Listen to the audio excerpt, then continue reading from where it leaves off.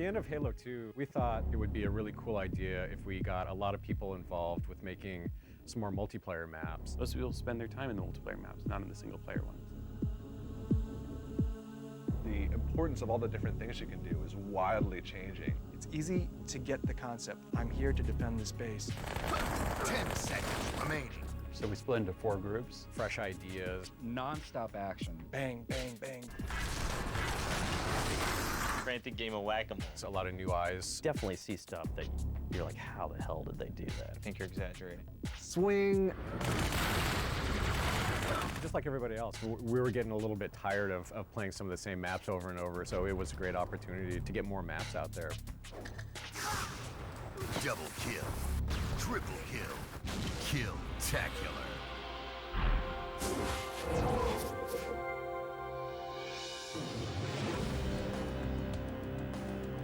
Containment is a big map. It's definitely the biggest map in the downloadable content. 2 team capture the flag, 8 on 8.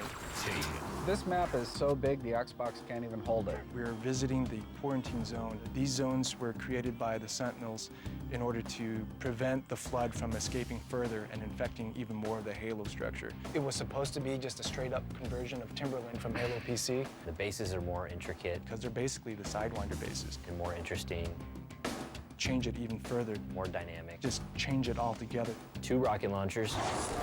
There's also 2 sniper rifles, 2 warthogs, a Banshee, and then outside of your wall is a tank. We tried to do some things that the other big maps didn't, incorporating the tank, hopefully effectively this time. They sort of flesh out their ideas with Max sort of riding shotgun over all of them, making sure that they're not getting too crazy. We were going to have what we call boo bags. They would just be these clusters of these boogers all over the level that would explode and harm you. Max decided that they bounced too much, so he made them pretty static. If they're going to make a change for artistic reasons, it's really helpful when they also can think, how is this going to affect actual gameplay? Whenever you ask Cotton or Paul about it, they get pretty upset because they like them the way they were. You wonder why this map took 3 months to make. There wasn't really any precedent for bouncing testicles of death. I hate video games. What?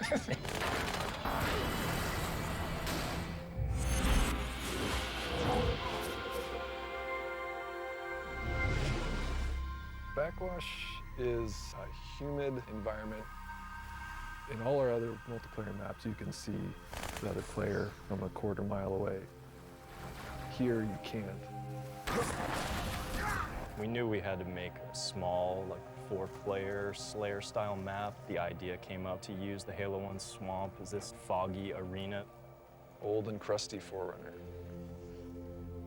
We're saying this is on the Delta Halo, and it's actually an area very similar to the place on the Alpha Halo where the Chief met Guilty Spark.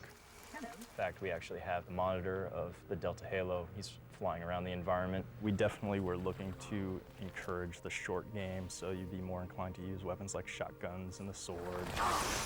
It's very easy to spawn and instantly see where everybody's fighting because you see plasma bolts in the fog and you know exactly where everybody is, so you just go charging over there.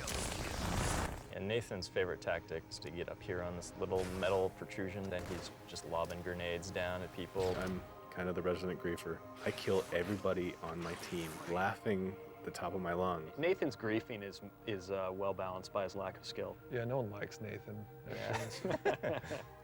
You know, this map will be a success if people love to play Slayer Halo at its simplest form. It should be one of these places where it's just fun to find the high spots and gain elevation through jumping. And when you do that and you pull it off, I don't know, I feel like a Halo god. And we got glow bugs. It doesn't get any better than that.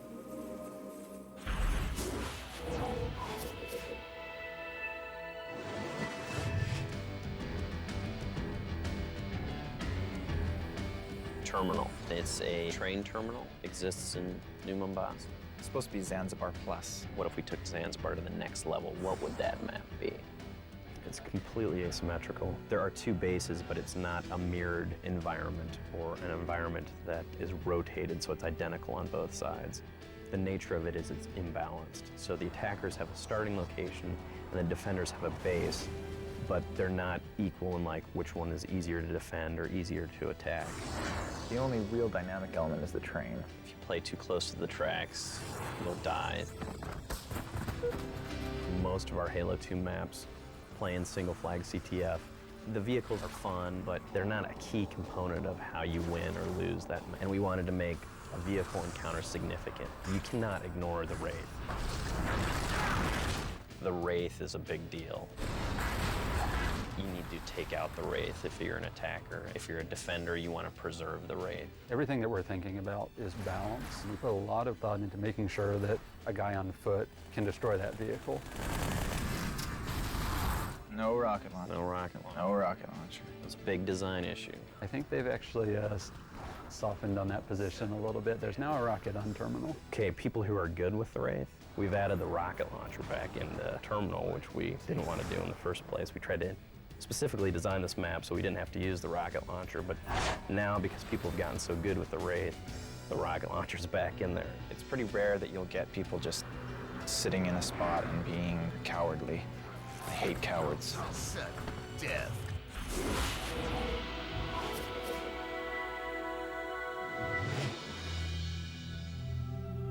This is a remake of Longest, one of the maps in Halo 1. It's supposed to be this dirty cargo freighter.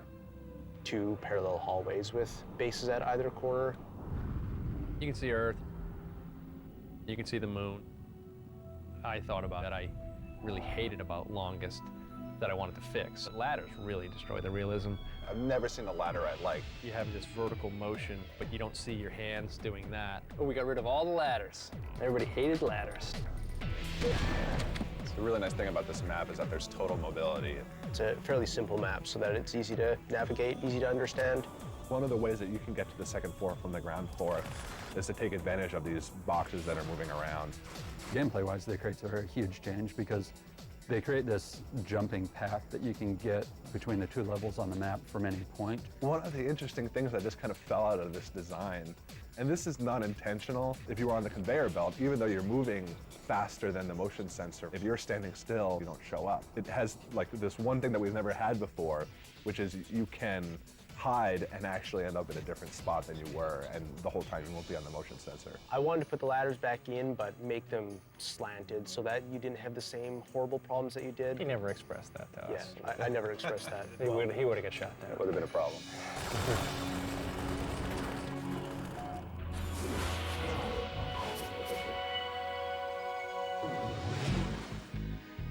Relic. It's a big island. The original idea came from the very first Halo multiplayer map back on the PC. 4 and 4, that's kind of the sweet spot for that map. The more people, it gets a little more chaotic. We were looking for a asymmetric one flag CTF map that played differently than any of the others. It's designed specifically to have a unique experience for Capture the Flag. It's set up to have a side that is protecting the flag. So there's always an attacker and defender keeping the entire map in play at all times. It totally changes the way the 2 sides behave. One of the smart routes to go is down here by the beach because that's where the rocket launcher is. Both sides trying to fight to get that as quickly as possible. You take the quick route and run out in the open to get to the base? Or did you take the longer but safer route? I mean, there's a trade-off. We intentionally make it so that the fastest route is the straight line that's running the gauntlet, so it's risk versus reward. Scoping out over the entire island is really cool because you can see people coming up through the rocks. Killing spree. Double kill. There's a contest to go and get the rocket launcher, much like there's a contest to get the sniper rifle. You know, you have to make real conscious decisions about what's important to you to win this map.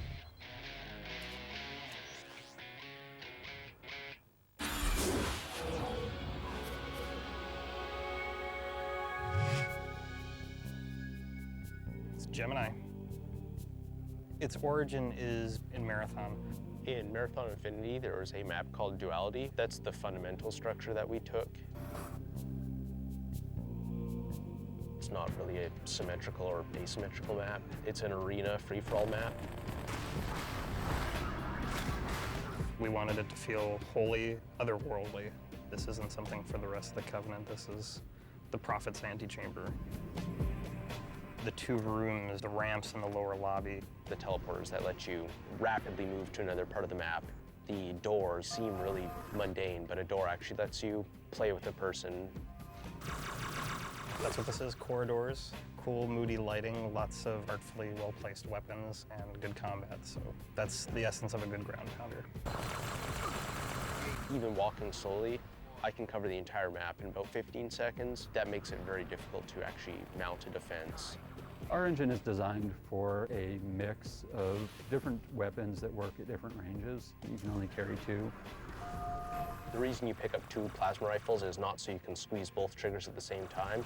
It's so that you can pulse them. Like you can fire one until it burns and then fire the other while the other one's cooling off. Because if you need to reload when you're dual wielding, then you're basically screwed.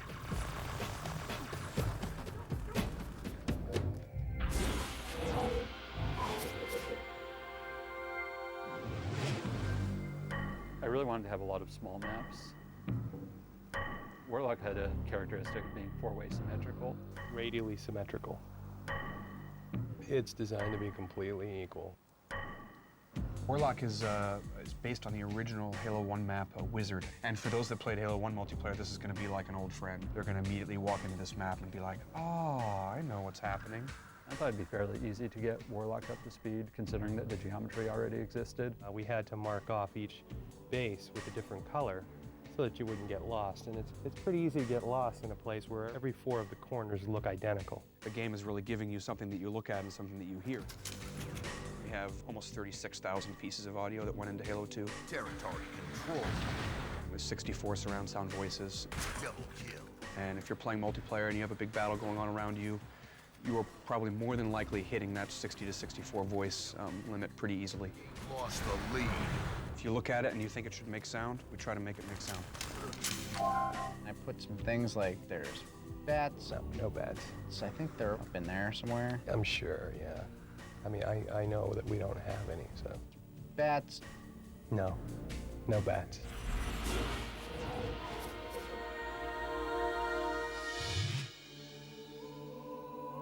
Sanctuary is about a battle that takes place on the Delta Halo. You could envision Delta Temple being in the distance behind the cliff and behind the waterfall. It should look like a single-player map, but play like a multiplayer map. It's old Forerunner architecture, supported by some newer Forerunner metal structures. It's really important to us that people believe that they are real places in our universe. First is just a high-level strategy, just a plan. From there, we go to paper design, which is the designer and the artist working together. It actually is a symmetrical map. Symmetrical is mirrored in some fashion, and it's an attempt to try to make things balanced. A map can feel balanced, but there's a subtle sniper advantage to one side or the other. What it was designed for is CTF. Flag taken. There's medium-range weapons like the battle rifle and the carbine, the SMG, you got a needler. Those are all symmetrically placed to give each team even playing field. Every time they take on one of those weapons, they're taking on a role. That's kind of the mentality that I take, designing a space is, are there good places for a player to assume those roles and be effective? And are there places for players to fight against that role as well?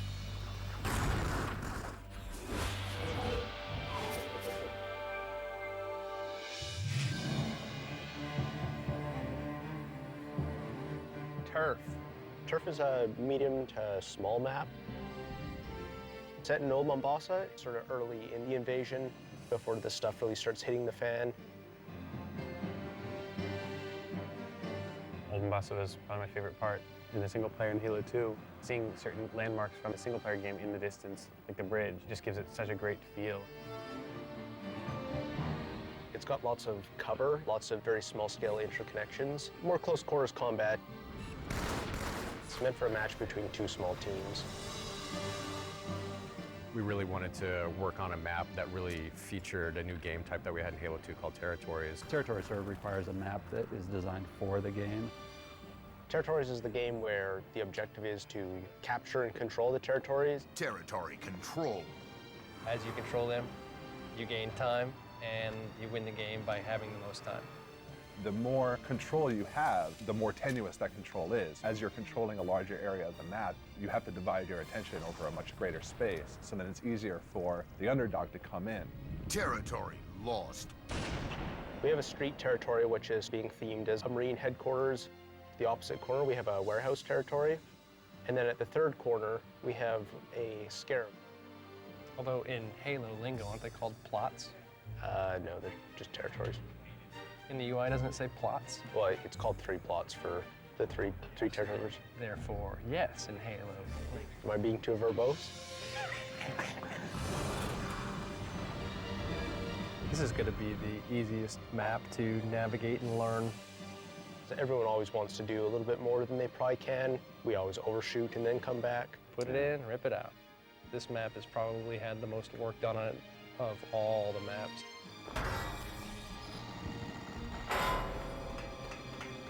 It's insane the detail that's on here. This is probably my favorite Halo map thus far. It's awesome. I love this map. I like it. It's a fun map, and I did no work. Territory control. As a game developer, you really get to enjoy 2 games. One is the game of creating the systems and the art itself, and then the other one is to actually play test it.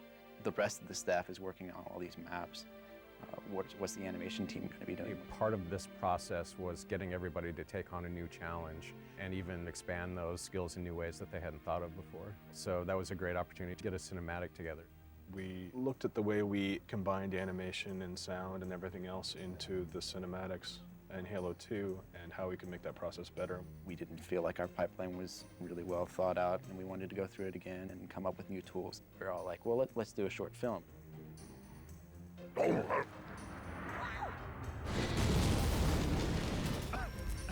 Status! I wanted to do something that kind of paralleled what happened in the game.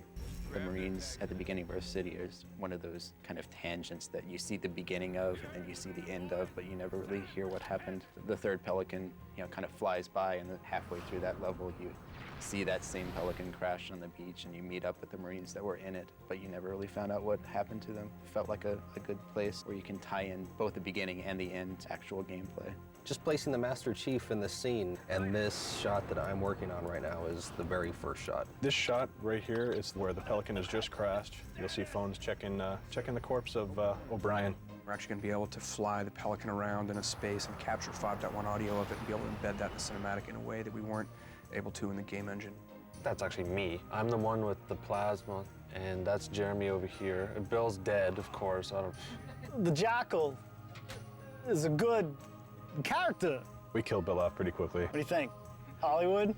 It is going to be pre-rendered, so it's a little bit different than the cinematics that occur in-game. We're still using the game engine to render it, but since it's not rendering in real time, we're able to do a little, more effects and more lighting stuff.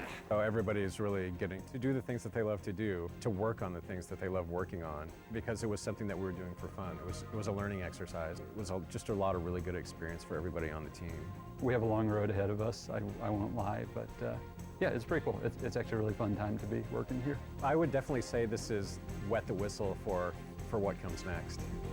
We better get moving. Agreed.